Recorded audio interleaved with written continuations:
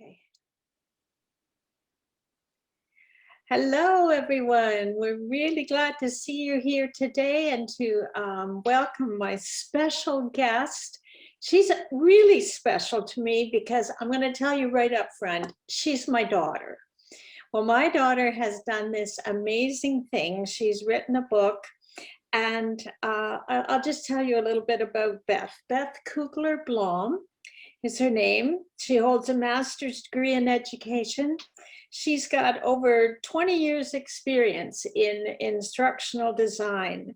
And what she does, and of course, as a parent, we always want to tell people what our kids do. It took me a long time to get this sorted out. She runs workshops in person and online where she helps her clients in all sectors design and facilitate great learning experiences. And those last three words are the key to what Beth does.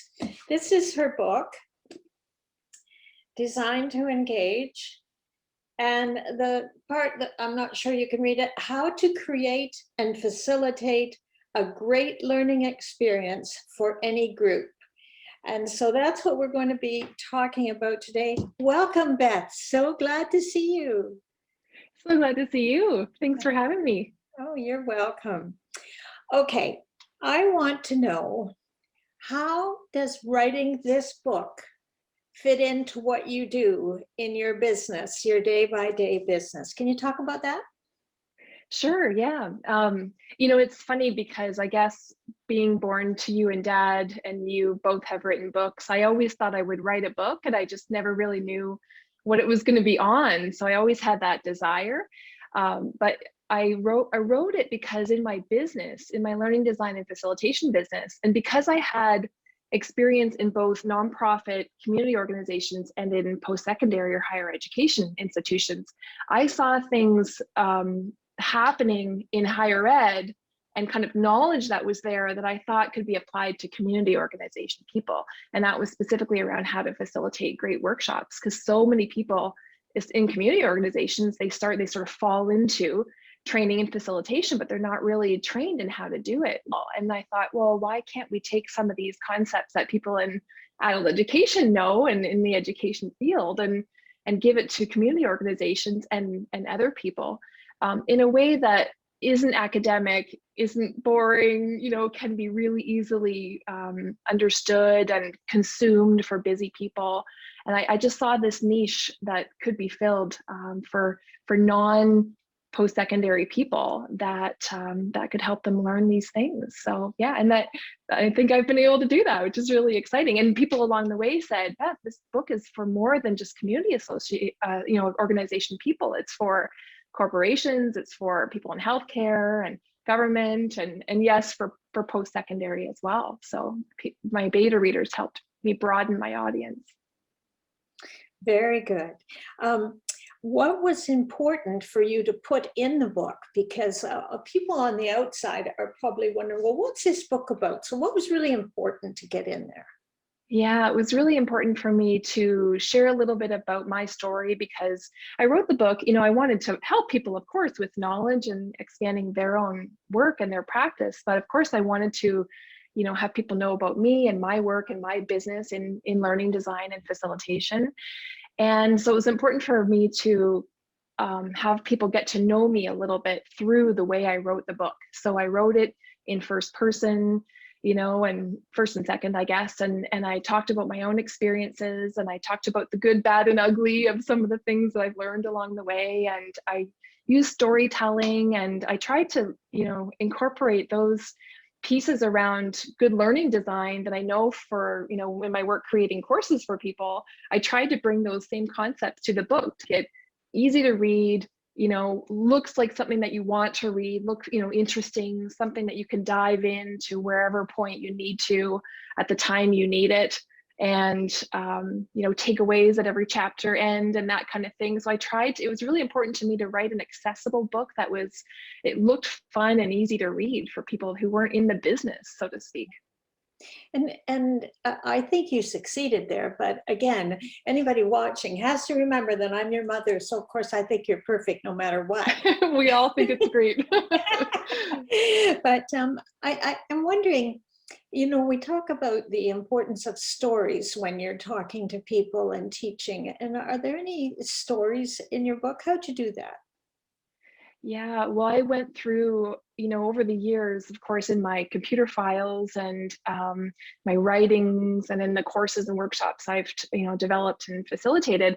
I had all this kind of in my blog. I've been blogging for about 15 years. I had all this, already that I went back and I read through everything, and I tried to remember where my experience had come from and the things that I learned along the way. And so stories kind of emerge from just kind of combing back through history of my career. And often we remember the tough things, don't we remember the times where we kind of screwed up or we failed a little bit and we learned from it and so on. And I remember one story that I told in the book that early in my career, it was probably about at least 15 years ago, that I had been trained in how to teach this sort of short workshop. And I won't say too much about where it was, but I yelled at a group of old youth. They were all kind of 18, 19, 20 somethings. And they started dropping F-bombs, and their coordinators for their program were in their room, and they kind of let their behavior get out of hand. And I didn't know how to handle that at the time. And I yelled at them. And actually the facilitators later, said, you did the right thing. But I yelled at this group, and it was just a horrible feeling experience. And I just thought, oh, wow, right? I never want to do that again, right? How do I learn from that and go forward? So it's the things like that stuck out for me. And I thought, well, I might as well tell my own story and be vulnerable and show how I've learned. Because that's, part of the thing I've talked about in the book is that we're all learning wherever we are in the journey, and we always will be. And so we're all humans and we will fail. And how do we learn from that? That's the most important thing, isn't it? To learn from that failure. Yeah, and so many of us were raised in a way that, your failures were absolutely something that you should hide, and you should never tell people about your failures. But really, they are why you learn to do the right things, and in all facets of your life, right? Yeah, and that's what helped people engage with us too, because they realized, she's a real person at the other end. I mean, these days at the other end of the computer, right? She's fallible. She's, showing that actually because most of the people who I facilitate learning with, the workshops I teach are around facilitation. So I'm facilitating with facilitators. So they love to see when I screw up, because I say, oh, folks, like I just screwed up. And here's, how, I'll tell them a little bit about that. And they love that. And we all learn something through that experience. So it is another way to engage people. Yeah, it really is. You had to decide how to publish your book. Your mother is a self-published author, and of course, we're both readers, and we've read many, many, many, many books, and probably 95% of them were by people who traditionally published. Tell us a little bit about that journey. Yeah, it really was a journey, and you watched me and helped me through that, absolutely, because I had seen your work and what you had done with self-publishing. So I knew it was absolutely possible to do what you did and self-publish in the way that you did and be successful at it. My problem was that I'm a working professional, and I just, was up against the time I had to do the things around the book, because I have a busy business. And so I had to carve time out around the edges of my schedule to do the work. So I did search for a traditional publisher for a little while, and I looked across Canada particularly, and I looked at all the websites of all the publishers and looked at the subject matters that they liked to publish books in. And my subject matter being in education, it really didn't fit, except for in the university presses. And I kind of sort of wanted to stay away from them in a way. I didn't really even reach out to anyone in the end, because I didn't want it to be an academic seeming book, from a university publisher, because I was trying to reach a wider audience. And I knew I wanted control over the process as well. And I had a real vision, and, I was like, we're readers, and I'd done an extensive amount of research. I had a really good idea of what I wanted. So I looked at a few custom publishers, or publishing services companies, they're called. And two of them, the first two I reached out to, they said no, they turned me down. And they really didn't see, like I saw, the market for this book. Like I knew, and I know in Victoria alone here, I know hundreds of people who do training and facilitation work, either part of an organization, as part of an organization, or through their own business.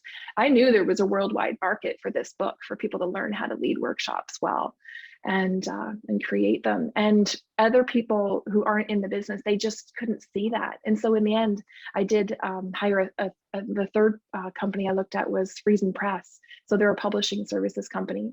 And they, took me to the finish line. Basically, I started with the pretty final draft, and they took me to the end. And would you do the same again? I think I would. It's definitely something I've mulled over. Working with Friesen, it hasn't all been perfect. And I've shared feedback with them along the way. But because they did things, first of all, they have a good distribution network through Ingram, which is their parent company. So I have worldwide distribution through them, which I couldn't have gotten by myself. So that alone is really good. But they put things in front of me and I did them, and I was really, really prepared. And they said that I was one of the most prepared authors that they'd ever worked with, which was kind of nice to hear. But, I just needed, the group to lead me to the finish line, because there were things that I knew I could figure out, but it was going to take time to do that. And I just wanted to hire someone to help me along the way. And that's what they did. Yeah, that's good. I wrote down here, what did you learn going through that whole process, good and bad? But you kind of almost answered that already. Anything you'd like to add? Well, it was a tough year to work with Friesen Press in a way, because the pandemic hit. I mean, who knew, right, that's what was going to happen? I had kind of started working with them in January of 2020, so we didn't know. And they got inundated with people who wanted to write a book during the pandemic. As you can imagine, everyone was home and they wanted to write books. Yeah. And so they took in too many clients. And so their responsiveness was not as good as I should be. I have high expectation in my business career, right? And so they gave me what I wanted, but I didn't always get it as fast as I wanted. And I felt I had to push them a little bit to get the quality of the book that I wanted. But they did listen, but I felt I had to be strong in what my vision was and how professional I wanted the book and the quality I wanted to see. And I was really prepared, and I had done extensive research about what I wanted, but I still listened to them, and sometimes I needed their advice, and I had to push them sometimes to give me that advice so that I could make the final decision. Because they would say, "You're the publisher, Beth," and I'd say, "Yes, but you're in the biz. You need to tell me your advice." So we'd have kind of these sort of conversations. So but it was interesting. We had it was a good learning experience. So now that I know a little bit more, I think I would work with them again for sure. But I would be wiser for the process, probably. So I guess what you're saying is that the reason that you ended up with such a really great book is partly because you did the work, instead of just coming in there cold and say, I'll do whatever you tell me to do, sort of thing. Yeah, the book cover was a perfect example of that, because I looked at dozens and dozens of book covers. I trolled bookstores. I looked online. I had all these examples I gave them, saying, and brought things to them because we had met in person once. And, here's what I want. And then the 3 draft book covers came back from them. And I was really disappointed. I thought, no, this isn't it, right? So I did more research and said, how about this? And then they came back with the current cover, which, as you know, when I showed it to you, when I saw that, what became the real cover, we almost said, nothing needs to change. They really hit it, but they didn't hit it first off. So I needed to be really clear about what I was looking for. And then they did. So it's just graphic design, isn't it? The more we're clear about our vision, the more they can rise up to meet it. Yeah. It makes you wonder if the fact that they had so many clients meant that they were spreading themselves too thin at that time. Eh? I think so. I think they learned some valuable lessons there. Yeah. What would you suggest other authors do? And I don't mean just authors, I mean authors right across the board. You and I are in 2 very different segments of the writing world. Yeah, it's so hard, isn't it, to give advice to other people, because you're right. And we wrote the books that we wrote for different purposes and so on. I made the choice to go with a publishing services company, as for the reasons I've told you. I wasn't worried. I know a lot of people talk about, the self-publishing route and those types of companies, and they worry about them because of the money involved. I was never worried about the money, because I didn't ever expect to get the money back on book sales that I was going to spend hiring Friesen Press. But I knew that because I was writing the book as sort of the book as business card for my business, I knew the exposure that I got through the book, I would get the business back through my real business, you know, because my business isn't being a writer. My business is being a learning designer and a facilitator. So, you know, 1, 2, 3 contracts and I'm good. I've paid for that money that I've spent with Friesen. So I'm good with that. But other people, I think, have to make their own minds up around they're willing to spend. So I have, you know, the attitude of it's business, you know, sometimes you got to make or, you know, spend money to make money is sort of my philosophy. I need help in my business and sometimes I have to pay for it, but others may not be in that same position. So it's a different decision, isn't it? Yeah, really personal. And in that same vein of being really personal, I don't know if you're comfortable sharing the range of what it did cost you, or and Well, maybe their ranges too, because I think they had different programs. yes, they do. And if they still have the same, they've got 4 programs, so anybody could look it up. And I was at the second highest level. But you know, the costs were more than just that because I had hired an editor before I even started working with Friesen Press because I was wondering about not, you know, using a publishing services company. You know, I had transcription that I hired out, and you know, there's all sorts of other costs, right? It is not a cheap venture to go and, you know, self-publish a book if you're looking for a quality product. So it's a big consideration for people. Yeah. Absolutely. Yeah. What I really liked about it was that I was in control. And of course, we talk about that in our family, how we're all control freaks, and sometimes that doesn't work so well. But I think in this instance, it worked really well for me. And you kept control with your book. It's true. I kept control, but I also listened along the way. You know, like I have some experience in design thinking methods, and it's really about asking your users, you know, what they want. And so all along the way, I asked people around me what they needed, and I did actually sort of surveys around it, and I crowdsourced information. Like I was asking people what they needed in a book all along the way, and they told me, and I did that, you know, and I did extensive research. So I knew it wasn't just kind of my weird ideas, right? Like I knew what the community wanted, and I hope I've been able to give it to them. Yeah, I thought that was really good. The book itself, and I held it up here a minute ago, but how does it feel when you hold that book in your hand for the first time? Just oh, feels great, doesn't it? Yeah. And it felt really good for me as your mother to hold this book in hand too. But yeah. And you've got the hardcover. I have one hardcover, and then mostly I'm touching the soft covers, right? And I really wanted that velvety soft cover. And, you know, it does feel good to hold that kind of book too, just physically. And what are you most proud of in the book? Oh, that's a good question. Well, I think that it is a book that it's easy for people to read.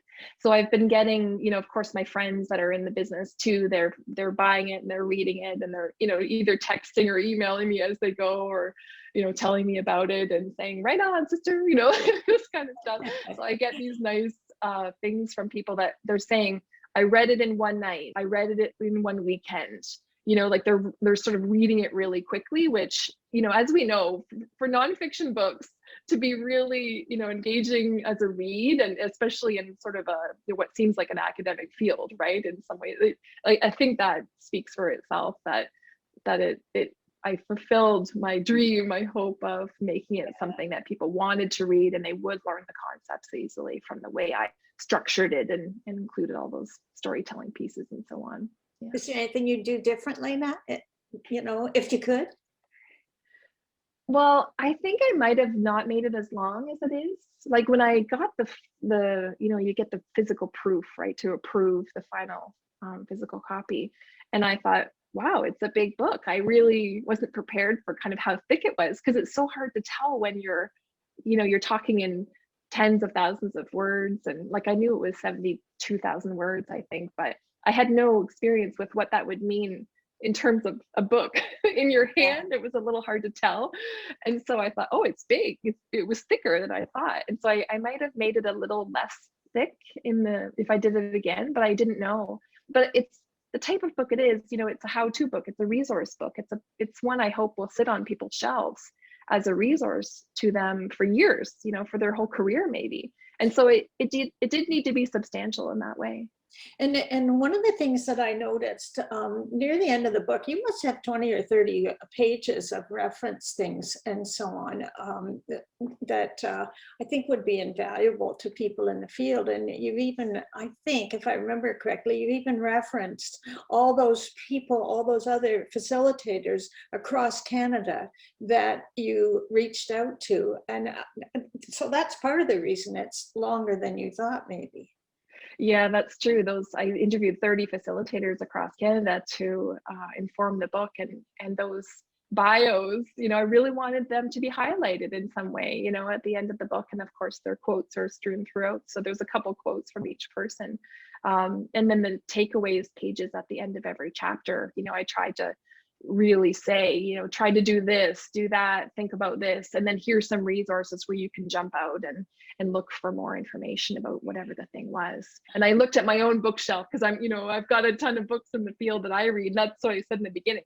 I've read all these books, so you don't have to, right? You readers, so I'm sort of tried to glean, but I've tried to give my favorite sites and my favorite resources so that people can look them up. Yeah. Wow, that's really good. I was going to say something else, but it's gone. I know you had a specific market in mind, but I wonder if your concepts can be applied elsewhere. How can your facilitating learning rather than teaching or / lecturing per se apply in the school system, or can it? Yeah, it absolutely can. I'm an adult educator. I was trained in adult education. I was never trained like, you were to teach in the K-12 system. So I never had teachers, primary or secondary teachers in mind as an audience for the book. But the things that I talk about around, facilitating learning or leading workshops are what I think good teachers in system are doing. It's all about active learning. And, you and I have talked about that, when you were teaching, you were creating active learning experiences. You were saying, what do you folks think about this? You weren't just talking at people, and that was, years ago, right? So there's just like with anything, there's sort of good teachers and bad, or maybe I should say effective and ineffective, right? So that in any environment, we have to learn how to engage people, and good teachers are doing that. They might use different words, because of course I tried not to use the word teach, because in community associations and organizations and government, nobody really says teaching. They usually, actually they say making presentations, which we want to kind of turn around as well. We want people to facilitate learning rather than sort of make presentations to people. But across all sectors, these are useful concepts, right? We're trying to figure out how to draw people into the learning experience and get them to apply whatever the new thing is we want to talk about to what they already know and what they think about it, and so on. I always say, the content is out here. It's not like in here that I'm going to give to you. It's like we're creating this together based on what everybody in the room knows and doesn't know. So that's just as true for K-12 teachers as it is for everybody else, isn't it? And it's just like me interviewing you. And of course, I've got a set of questions which I shared with you and so on, but I never feel that I have to be bounded to stay within those things that I've thought about, because there's such a freedom and such an excitement that comes when somebody else in the group, and here it's a group of two, but when you come up with something and it makes my brain think of something else. And the old traditional way of imparting learning to people was, here's what you need to know. Thou shalt stay within this box. Thou shalt never, and it's not the way our brains work. It isn't, because our brains, and we know this more because of research, especially in the last, I think, 10, 20 years in neuroscience, we know more about how the brain works to learn than we ever did before. And the way the brain works is say something, and I'm automatically thinking, what do I know about that thing? And how do I relate what, she's talking about to what I know? And so we have to really, the more we know about how the brains work, then we can design great learning experiences, right? But isn't it a little sad to think that, some people are still standing up only kind of talking at people because that's just one person's point of view, that's one person's knowledge. Like, you know, if we can broaden it to have discussions where we all learn something, I mean, that's amazing. That's the best case scenario, right? And in fact, one of the facilitators I interviewed, she said, you know, she tries to ask questions to get, and she was working with kids in this case when she talked about this example. She said she tries to ask the question to get answers from the group that will surprise her, that give her things that she doesn't know about yet, which is just what you've said. And so that was one of the aha moments and the really great things about those facilitator interviews. You know, ask the question that you really don't know the answer to, instead of the one that you're sort of leading them to drink right from the trough. Yeah, yeah. It's like a friend of mine many years ago was taking a summer course, and it was so hard for her because she told me that she memorized everything, all her notes. She memorized everything. And I said, why do you do that? Why don't you just think of the concepts and so on? Because that's the way my brain works. And she said, if she didn't memorize everything, then she wouldn't really know what the answer to the question was. And that's always stayed with me. And, you know, it points up that thing that we learn so differently. Yeah. Oh, we do. Absolutely. Yeah. Yeah. And we've talked about this recently, haven't we, with universal design for learning? And I don't want to throw a big term at people, but it basically is we have to expect variability in our learners because we're all unique and variable. And the more we expect variability, the more we can design environments that help people rise to the occasion and get to, you know, learn in the ways that work for them and so on. Yeah, I bet that memorization didn't work for her for long. I mean, it would have worked in the short term probably, but did she remember those concepts forever? Probably not, right? Oh, no. It would have been gone. No. Yeah. And I was memorization. I could remember, you know, Shakespearean sonnets and things like that, which we had to do. And I think that's because there was a certain musicality to it. And I'm a lover of language, and perhaps that spoke to my brain or something. But when it came to what we had to do with geometry, and we had to learn the propositions and we had to memorize them, I could not do that. My brain said, no way. It said no way. You know, yeah, we can memorize our times tables and that's about it, right? Yeah, and I still know those. Especially now where information is so close to our fingertips, you know, do we really need to make people memorize when information is just all around us? We really need to teach people how to find things out, don't we? Rather than just sort of memorize it and put it in their brains. Yeah. We need to teach them to have their brain be inquisitive, so that when something comes up, then immediately their brain goes into the mode, oh, well, what about this? You know, you know. And our brains are probably naturally doing that, right? Like based on what I just said, but it's the environment that shuts it down. So our environment, our teaching environment, our facilitation environment has to allow it to happen and inspire it and encourage it. And you talked about the other facilitators in the book, and I loved their comments and stuff. And it was really interesting to me to see how they were like, you know, if you were doing a quilt, they were like the really intricate and interesting designs in the quilt that added so much to the whole, you know. And, good. Yeah. And so what I want to say is, was it difficult to get those people to participate? And what do you think it adds to the book? It wasn't difficult to get them to participate. In fact, it was hard to stop because I just know so many people in the field, and you know, they know people, and people referred me to almost everyone said yes. I think I might have had one person that said no, but she referred me to other people. So it was very easy, and I spent a lot of time interviewing those people. It was, you know, about an hour each, so about 30 hours, and then all the time with the transcription and everything. But that was extreme professional development for me. I loved those conversations, and they gave me, you know, a bind full of data basically from those transcripted conversations that I didn't know what to do with it all. I got so much from them, but they both confirmed my thinking around things that I knew about around facilitation, and they helped expand my, you know, my awareness and my knowledge around things that I just hadn't had a experience with yet, because I haven't facilitated with all different types of groups. You know, one example is people with mental health and addictions. I just haven't worked with those groups. And so a few of the facilitators that I interviewed had. And so, you know, I found it very interesting, right, to kind of pick the brain of those people that had different kinds of experience than I did. We're all skilled, but we can't have had all the experience with all the groups, and all the age groups and all the cultures and so on. So it just, I hope it added a expansion to the book that, made it better than what I could have done by myself. Yeah, well, my opinion is that it did.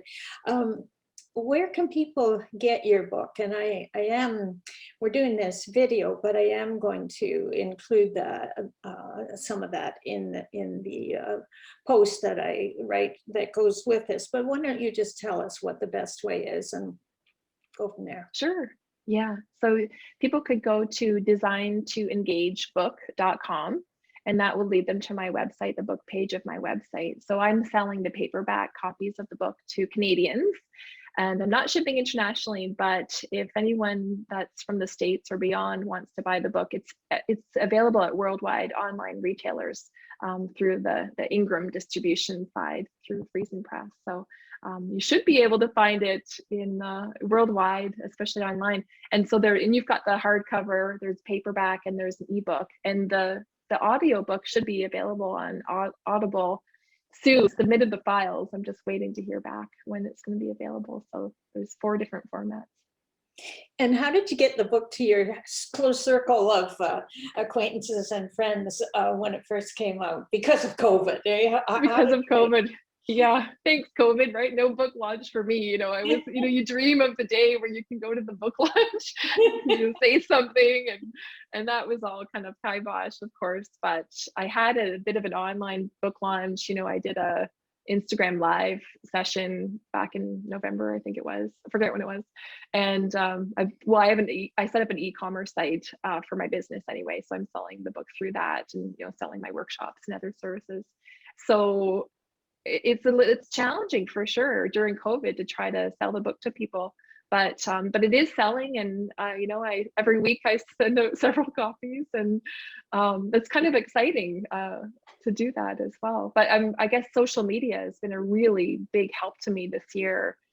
Through my website, and social media is kind of what I have to keep doing and keep getting good at, so that I can get the word out and so on. But because I lead workshops, people are naturally always finding out about me, and my clients that I create courses for. Everyone's spreading the word for me, and you sort of develop little fans, and that's wonderful. So some people are helping me as well get the word out. Yeah, well, that's great. And we mentioned COVID-19. Just as an aside, what happened to you with your work days when COVID came on the scene? Just tell them that story, because that's kind of crazy. Yeah, COVID's funny because people say, well, is your book about online facilitation? And I said, no, nobody knew that a global pandemic was going to hit and we were all going to have to go online. But the truth is that I was online for years. I've been in online education for, a number of years. I started designing for online courses in 2005. So I was already, I didn't write the book about online facilitation, but so many of the concepts are useful for that. So when the pandemic hit, my days were very much the same, because my business was a home-based business. I was mostly here working at my computer, working with clients anyway.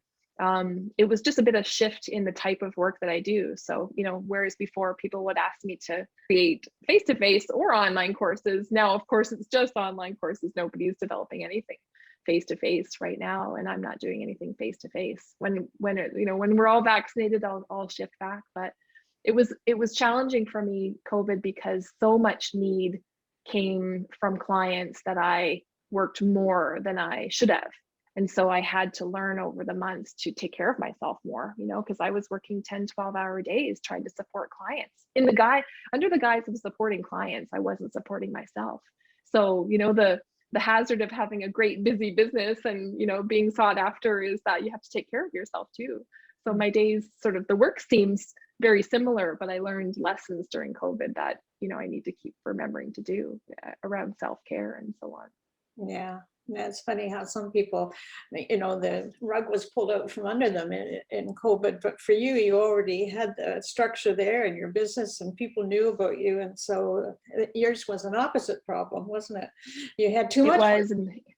I had too much work and needed to manage it. And I moved up the timeline of, I was already going to get a learning management system so that I could run my own, courses and e-commerce and so on. So that was already part of my plan. So I just moved it up by about 6 months and implemented all that. So it has made some shifts in my business sooner rather than later. And those have been a really wonderful shift. So I feel grateful for my work because, I'm on things like Zoom every day. I have a community, I have clients, I have colleagues in the field. I'm connecting with people all the time through online channels.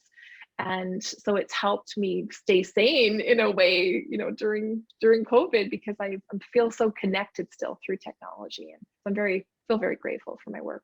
Yeah. Is there anything else you'd like to mention that you think people would be interested to know? I'm not talking about your family life or anything like that. Well, as I said, people have said, when's the book coming out about online education, right? Because I wrote about face-to-face first. And I don't think I'll write next about online because there's actually, several books that there's a lot of people that have written about, how to design and facilitate great online learning. And so I didn't see as much niche there that needed to be filled. And if people are curious about those books, they can always connect with me and I can tell them what they are, the ones that I've read. But I do have another idea for a book. People always want to know what's next, right? And it's around, inspiring creativity and innovation in facilitation and learning from other fields that, what's kind of happening in other fields that are somehow related to facilitation but aren't facilitation. And how do we learn, kind of apply the lessons that other fields have figured out to our work in facilitation and what we can from that. So it's just an idea right now. I'm collecting a few little resources, but I haven't started in earnest. So it'll be a while before I can really start to dig in because I have to market, design to engage and keep running my business. But I love the process of researching and writing a book and I want to do it again. So stay tuned. Yeah. Wow. That's so good. Thank you so much for being my guest today, Beth.